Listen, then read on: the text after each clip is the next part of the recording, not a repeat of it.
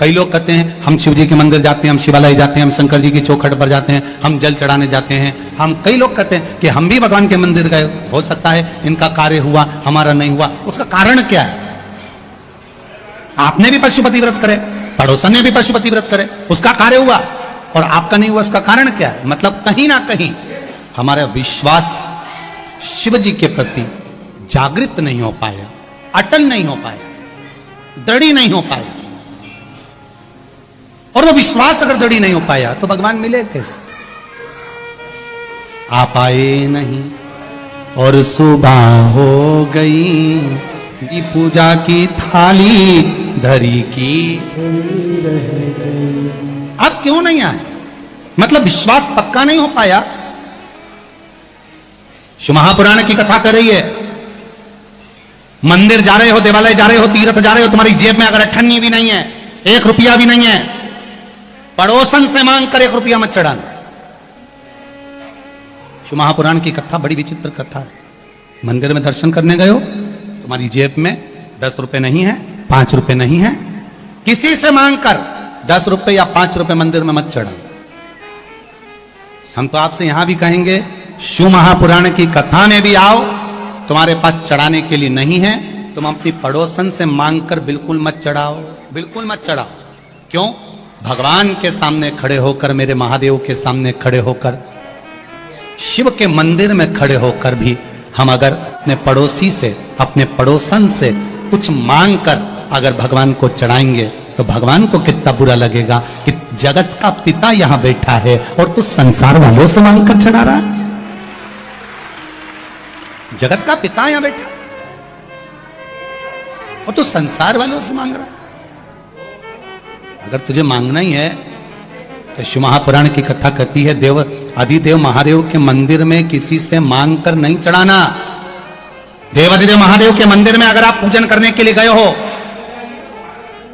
भगवान शिव के मंदिर में अगर पूजन करने गए हो, तुम्हारी थाली में अगर कोई सामग्री कम भी है चलेगी, पर पड़ोसन की थाली में से उठाकर मत चढ़ाना। शंकर जी कहते हैं, फूल नहीं है मुझसे ले लो, बेलपत्र नहीं है मुझसे ले लो, धतूरा नहीं है मुझसे ले लो। शंकर जी कहते हैं, मेरे ऊपर चढ़ी हुई सामग्री तुम वापिस धोकर मुझे चढ़ा दो, पर किसी से मांग कर मत चढ़ाना, क्योंकि मैं दूंगा तो ज्यादा दूंगा। अब आप प्रैक्टिकल करके देखो, अब एक प्रैक्टिकल करिएगा आप। पड़ोसन की थाली में से जो जो सामान उसने थाली में रखा, जो जो सामान रखा, उसका नारियल, उसकी अगरबत्ती, उसका दिया, सब तुम उठा के भगवान पे चढ़ाया हो। एक बार प्रैक्टिकल करके देखना हो। अब पड़ोसन का मुंह देखना, फिर तुमने तो उसकी थाली में से उठाकर चढ़ा दिया, अब उसका मुंह देखो तुम जरा जोरदार। अभी तक तो वो ब्रह्म कुमारी थी, थोड़ी देर में चंद्र घंटा बनने में उसको देरी नहीं लगेगी, थोड़ी देर चढ़ा दिया तुमने तो महादेव। अब पड़ोसन को ये लगना चाहिए कि मैंने नहीं चढ़ाया तो इसने चढ़ा दिया, उसमें क्या दिक्कत है? पर नहीं, उसका मुंह फूल गया, मेरी थाली, मेरा सामान, मेरी पूजन की सामग्री इसने कैसे चढ़ा दी, इसने कैसे दे दिया, बुरा लग जाए। पर अब शिव जी के पास में बेलपत्र चढ़ी है, शंकर जी के पास में बेलपत्र चढ़ी है, शंकर जी के पास में धतूरा चढ़ा है, शिव जी से बेलपत्र मांगा तुमने, शंकर जी से बेलपत्र लिया तुमने, और वही बेलपत्र देवाधिदेव महादेव का लेकर तुमने शंकर जी को चढ़ा दिया। शंकर जी को बुरा नहीं लगा, शंकर जी प्रसन्न हुए हैं। क्यों? शंकर जी ये जानते हैं, बहू सास से कुछ मांगे तो अच्छी लगती है, बहू पड़ोसन से कुछ मांगे तो अच्छी लगती है क्या? अरे बोलो तो, बेट मां की जीजिए, तुम्हारे घर की बहू, तुम्हारे घर की बहू तुम्हारे यहाँ कोई मिलने आया अड़ोसन पड़ोसन, उससे कह दे, मम्मी तुम, काकी जी हमको ला दोगी क्या, काकी जी हमारे यहाँ तुम अचार ला दोगी क्या, काकी जी तुम ये सामान ला दोगी क्या, तो सास को बुरा नहीं लगेगा? सास का नाम लिया तो लाइट भी आई गई।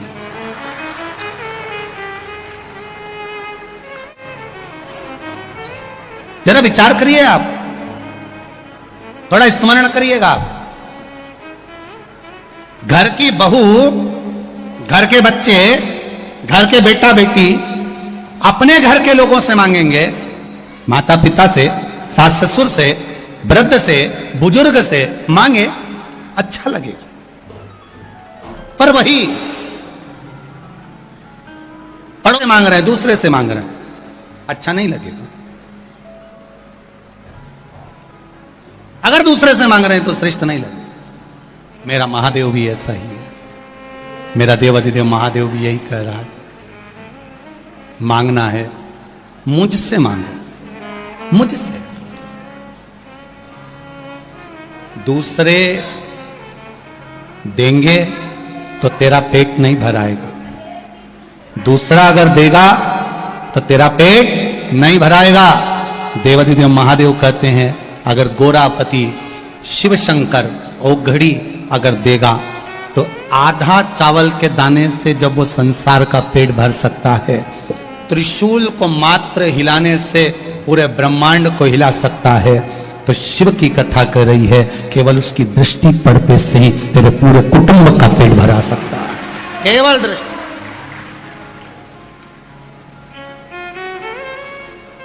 भोलेनाथ दया करना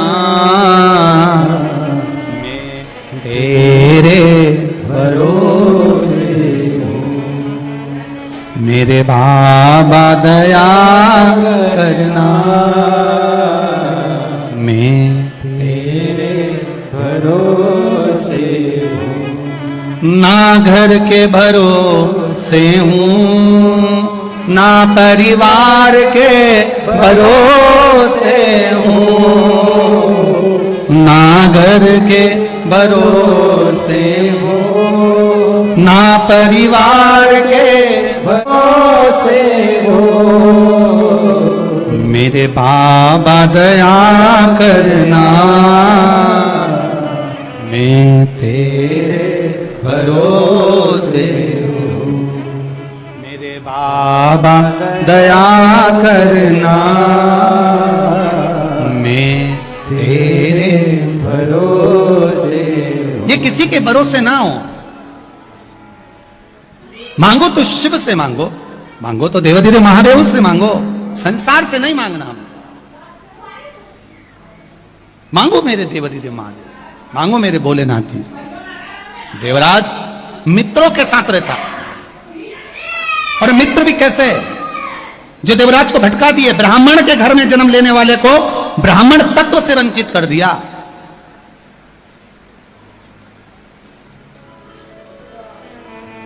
दूर कर दिया। चोरी का धन लाया, शिव मंदिर में पहुंच गए, और चोरी का धन लाकर शंकर भगवान के मंदिर में पहुंचा। कथा हो रही थी, शरीर में ताप पड़ा, ठंड लगी, दुबक कर एक कोने में जाकर बैठ गए, एक कोने में जाकर बैठा। शरीर में ताप पड़ रहा है, कष्ट हो रहा है। शिव महापुराण की कथा कहती है कष्ट है शरीर में, रोग है शरीर में, ताप है शरीर में। इस ताप को, रोग को, कष्ट को कोई दूसरा नहीं झेलेगा, झेलना आपको पड़ेगा।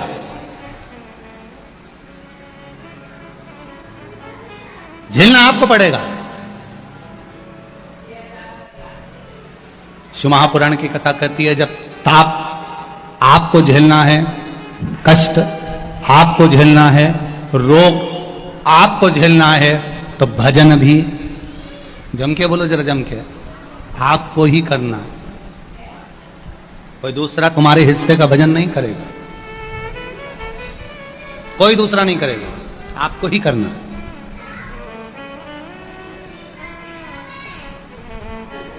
चले, ब्राह्मण शिव महापुराण की कथा मंदिर के अंदर बैठकर कर रहे थे। चिल्ला पड़े हर हर महादेव। जैसे ही बोले हर हर महादेव, देवराज को क्रोध आ गया। देवराज को लगा मेरे तो शरीर में ताप रहा है, बुखार आ रहा है, शरीर में कष्ट हो रहा है, रोग हो रहा है, बीप रही है, और ये पंडित जी को पड़ा हर हर महादेव बोलने का।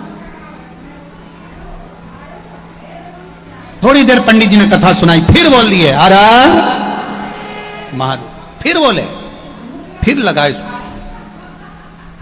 बड़ा विचित्र ब्राह्मण है, थोड़ी थोड़ी देर में चिल्ला रहा है हर हर महादेव, हर हर महादेव, हर हर महादेव। आ गया गुस्सा, चोरी का सामान उठाया, चल दिया वापिस। सीधे चोरी के सामान को उठाकर जो मंदिर से बाहर निकला, उसको नहीं मालूम था कि यह बेलपत्री का वृक्ष है। उस वृक्ष के नीचे बैठ गए, बेलपत्र के वृक्ष के नीचे बैठा। स्मरण उसकी चित्तवृत्ति में नहीं आ रहा है कि ये मैं कहां बैठा हूं। उसके तो शरीर में ताप पड़ा हुआ है, चोरी के धन को छुपाया हुआ है, और लेकर बेलपत्री के वृक्ष के नीचे जाकर बैठ गया। अब बेलपत्री का वृक्ष कोई साधारण सा अगर वृक्ष हो तो चल जाए, मेरे शिव जी की प्रियता है बेलपत्र, शंकर भगवान की प्रियता बेलपत्र।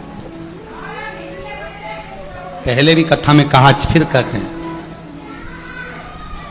जिस व्यक्ति के जीवन में धन, संपदा, वैभव, सत्ता, लक्ष्मी की थोड़ी भी कमी दिखती हो, उसको बेलपत्री के वृक्ष का पूजन चालू कर देना चाहिए।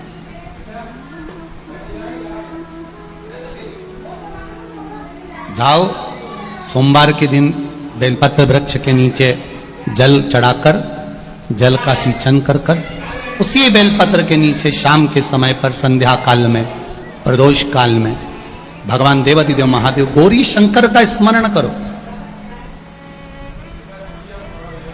बेलपत्र की जड़ की ओर, बेलपत्र की तना की ओर, बेलपत्र के वृक्ष की ओर तुम्हारा मुख हो। कोई आसन नहीं, कोई आसन नहीं, केवल बेलपत्र के वृक्ष की ओर तुम्हारा मुख हो।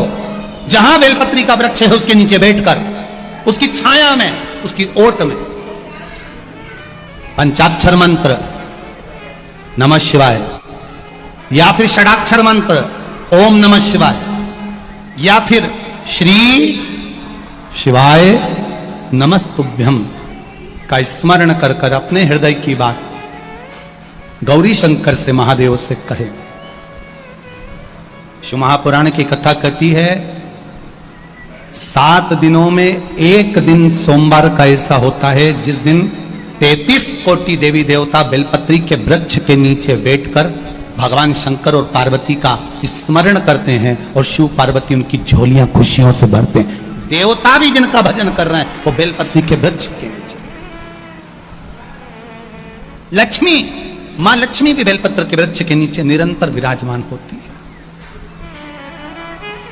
और आप लोगों से एक निवेदन और करना चाहेंगे, ये मनुष्य का शरीर जब तक रहे, ये मानव की देह जब तक रहे, जिंदगी में एक बेलपत्री का वृक्ष अपने रहते रहते कहीं पर भी लगाना, उसको बड़ा करना, उसको बड़ा कर कर, जैसे अपने बच्चे को बड़ा करते हो ऐसे लगाकर बड़ा कर कर महादेव से कहना कि मैंने अपनी जिंदगी में, मैं मर भी जाऊं, मेरे प्राण छूट भी जाएं, मेरे जाने के बाद मेरे घर के लोग एक लोटा जल चढ़ाएं ना चढ़ाएं, बेलपत्री चढ़ाएं ना चढ़ाएं, पर ये वृक्ष मैंने बेलपत्री का लगा दिया, अगर मैं मर भी गई तो मेरे मरने के बाद भी मेरे हाथ की बेलपत्र महादेव को चढ़ती रहेगी, महादेव को प्राप्त होती रहेगी। लगाओ एक बेलपत्री के पौधे को, छोटे से बड़ा करो, बड़े से बड़ा करो, बड़े से बड़ा करो, और बड़ा करने के बाद उसको कहीं तुम्हारी मर्जी पड़े जहां, उस बेलपत्री के वृक्ष को लगाओ। चले भी गए तो तुम्हारे हाथ का लगा हुआ वो बेलपत्री का पौधा, तुम्हारे हाथ की वो बेलपत्र देवाधिदेव महादेव को चढ़ती रहेगी। चले भी गए,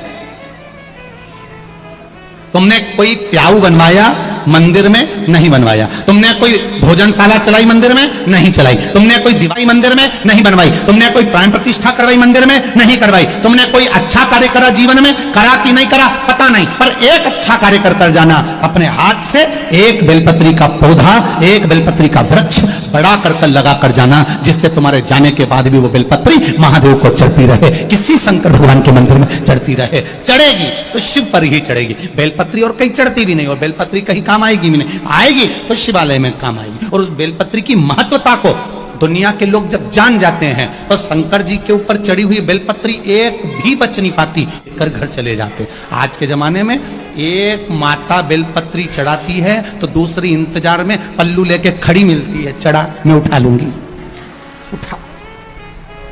एक चढ़ा रही है तो एक उठाने के लिए तैयार बैठी। बोलो री बेटवा वाली चीजें सही है कि गलत है? वो चढ़ा रही है